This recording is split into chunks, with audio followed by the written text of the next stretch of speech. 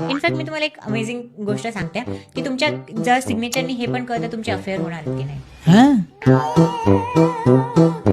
तुम्ही ना असं सिग्नेचर मध्ये 2 डॉट सेंटरला देत असाल तर तुमचं अफेअर होणारच होणार. आणि ज्यांची थोडीशी डाऊनवर्ड जाते ते नॉस्टॅल्जिक असतात, म्हणजे त्यांना असं वाटतं की यार पहिलीवाली गर्लफ्रेंड जास्त चांगली होती. Old is gold. हा, ओल्ड इज गोल्ड. सही स्वाक्षरीतून कसं काय करणार की भविष्य काय? तुमचे सिग्नेचर बघून पण मी सांगू शकते की ना तुमचे म्हणजे कोणत्या व्यक्तीची ना सुसायडल थॉट टेंडन्सी आहे की नाही.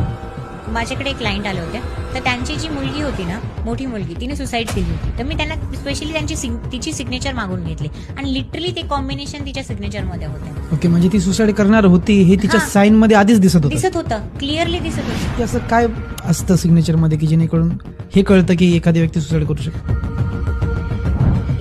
आपल्या सिग्नेचर मध्ये डॉट लिहित असेल, डॉट म्हणजे शनी आहे, तर त्यांच्या लाईफ मध्ये सगळ्या गोष्टी डिले होतात.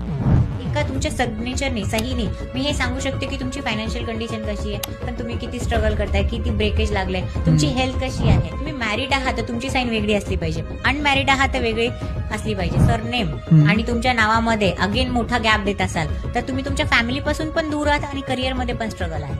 बापरे.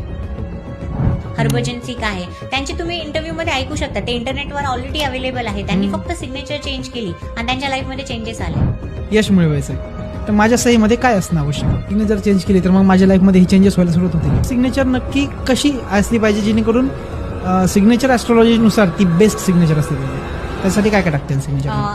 बेसिकली पहिलं तर सगळ्यात म्हणजे बापरे.